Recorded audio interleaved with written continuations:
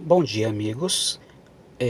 Essa videoaula foi preparada para falar sobre os agentes públicos, mais especificamente a classificação desses agentes. O conceito de agente público, a gente pode dizer que é a mais ampla expressão que se pode conceber para designar genérica e indistintamente os sujeitos que servem ao poder público, como instrumentos expressivos da sua vontade ou ação, ainda quando faça apenas de forma ocasional ou episodicamente. Esse conceito ele é dado pelo administrativista Celso Antônio Bandeira de Mello. Então, o termo agente público, gente, pessoal, é o seguinte: é o termo mais amplo que pode ser utilizado para abranger todas aquelas pessoas que mantêm uma relação com o serviço público, seja o vínculo de natureza pública propriamente dita ou de natureza privada, como nós veremos a seguir.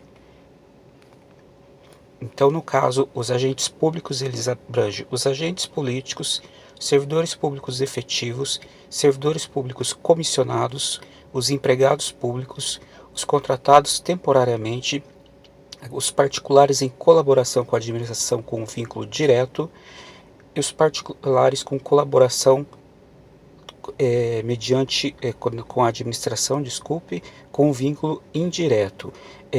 Vale salientar que para efeitos penais todos são considerados funcionários públicos e sujeitam seu enquadramento na tipificação dos crimes praticados contra a administração pública. Então, esses agentes públicos, a despeito do seu enquadramento, seja empregado, servidor ou particular em colaboração, eles são tidos como funcionário público. E se algum crime assim praticar nessa qualidade, também nessa qualidade é que eles vão responder penalmente. Ok? Então, no caso, vamos começando pelo agente político. Os agentes políticos são os titulares dos cargos estruturais à organização política do país. São os ocupantes que integram o arcabouço constitucional do Estado, o esquema fundamental do poder. Nessa categoria classificam-se o presidente e o vice-presidente da República, os governadores e os vice-governadores, os prefeitos e os vice-prefeitos, os senadores, os deputados federais, os deputados estaduais e os vereadores. Além deles, temos os ministros, os secretários estaduais e os secretários municipais. Desculpe o equívoco aqui no final, na verdade são secretários municipais, temos os estaduais e municipais. Então, eu fiz uma ressalva, né, que salvo os agentes políticos titulares de cargos comissionados, que no caso são esses últimos aqui, os ministros, os secretários estaduais e municipais, todos os demais são eleitos democraticamente, ok? Os servidores públicos efetivos são aqueles que mantêm vínculo profissional de trabalho com o Estado, de caráter não eventual, sob vínculo de dependência, detentores de cargos públicos, preste atenção, servidores públicos são detentores de cargos públicos, regidos por estatuto próprio, aprovado por lei do respectivo ente federativo.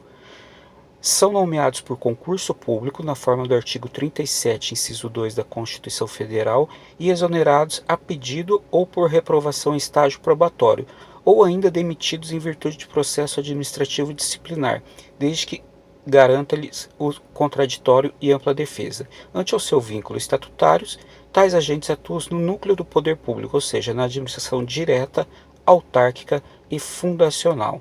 Então, pessoal, servidores públicos sempre ocuparão cargos públicos. Servidores públicos não ocupam empregos públicos, e sim cargos públicos.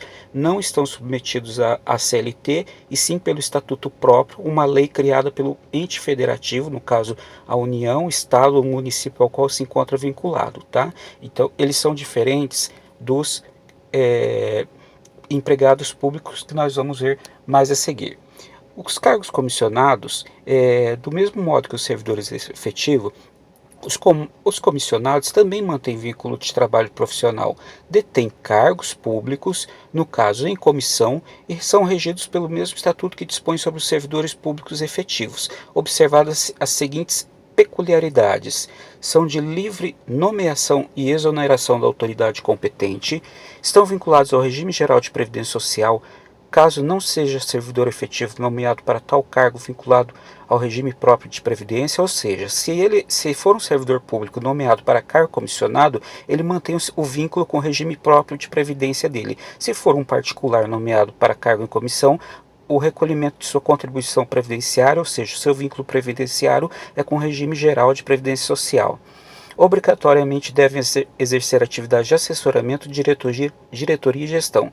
Estão impedidos de exercer atividades meramente burocráticas, técnicas ou científicas, desprovidas das citadas características de liderança. Isso daqui é uma coisa importante porque aqui existe o risco de burla ao concurso público, onde se coloca servidores comissionados de livre nomeação e exoneração ao gosto da autoridade competente, passando-se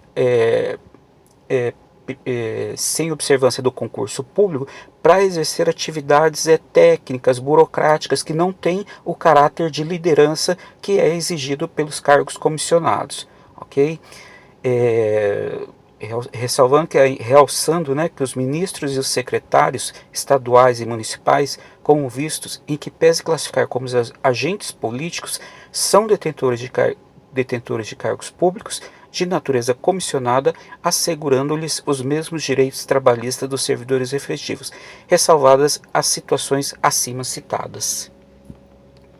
Então, a gente tinha lá atrás os servidores públicos, detentores de cargos públicos e regidos por estatuto próprio, e agora nós temos os empregados públicos, que do mesmo modo que os servidores públicos, os empregados públicos mantêm vínculo profissional de natureza permanente. Essa é a coincidência com eles lá, servidores efetivos, vínculo profissional de natureza permanente. No entanto, somente as empresas públicas e sociedade de economia mista pode contratá-los. Eles não detêm cargos públicos e sim empregos públicos. São regidos pela consolidação das leis do trabalho. Não possuem vínculo estatutário e sim contratual, ou seja, não tem contrato de trabalho com a administração pública. Tal como prescreve a CLT, são admitidos mediante concurso público, assim como os servidores públicos, porém não possuem idêntica estabilidade atribuída aos servidores públicos. Então, os servidores públicos, detentores de cargos públicos, eles são vinculados a um estatuto próprio do ente federativo, enquanto os empregados públicos, eles são regidos pela consolidação das leis do trabalho, a CLT. Os contratados temporariamente decorrem do artigo 37.9 da Constituição Federal, que diz que a lei estabelecerá os casos de contratação por prazo determinado para atender necessidade temporária de excepcional interesse público. Aqui, esse pessoal, eles são regidos por um regime próprio, instituído também pelo respectivo ente federativo, no caso a União, os Estados, Distrito Federal ou os municípios, distinto do regime estatutário e também da CLT, ou seja, eles não estão vinculados ao Estatuto dos Servidores nem à CLT, eles têm um vínculo próprio de tratamento, dada a sua precariedade de vínculo com a administração pública. A contratação possui o caráter precário, como eu acabei de dizer, né? Normalmente por 1 ano, prorrogável por mais um período. Essa modalidade de contratação somente é admissível para atender necessidade temporária de excepcional interesse público, sob pena de ofensa ao princípio do concurso público. Ou seja, se a administração pública precisa de agentes para atuar em determinada área e essa área ela é uma área de caráter permanente e de atividade permanente e possui tempo para a realização do concurso público, a administração está impedida de admitir na forma desse artigo 37.9. Ela deverá observar o artigo 37.2 fazendo o concurso público. Agora, se for uma necessidade temporária de excepcional interesse público, como é o caso aqui, aí sim é possível fazer essa contratação temporária. Os particulares em colaboração com a administração com vínculo direto, eles têm a administração ocorre de modo precário, cujo vínculo ocorre diretamente com a administração pública. É o caso dos cidadãos convocados para atuar em mesas eleitorais, como membros do tribunal de júri, membros de comissões ou conselhos representantes da sociedade civil.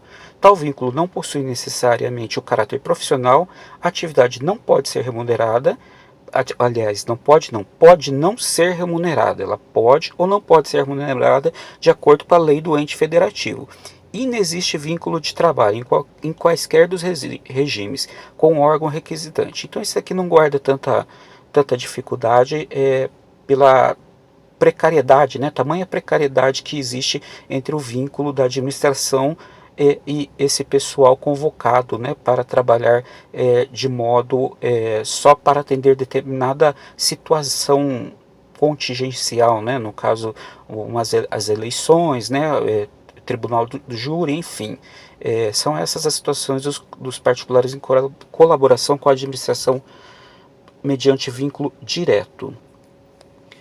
Pelo vínculo indireto, o particular mantém vínculo com a administração, no entanto, através de uma empresa interposta, normalmente contratada para o exercício de um serviço ou obra pública. Então, nesse exemplo, a gente tem os motoristas de transporte coletivo, os empregados de empresas que realizam obras rodoviárias, tais como os obreiros propriamente ditos, e aqueles que atuam nas praças de pedágio. Ou seja, até mesmo aqueles empregados das empresas concessionárias de serviço público, eles são tidos, enquanto no exercício da atividade em prol da administração pública decorrente desse contrato administrativo, eles são considerados agentes públicos para todos os efeitos e são enquadrados nessa situação, como particulares em colaboração com a administração com vínculo indireto. Então, relembrando que todos esse pessoal, né, essas categorias, se enquadram na condição de funcionários públicos e nessas condições estão sujeitos a enquadramentos em tipos criminais contra a administração pública. Era isso que a gente tinha para falar sobre os agentes públicos, ao menos no que se refere à sua classificação. Ficamos por aqui, desejamos um bom dia e ótimos estudos.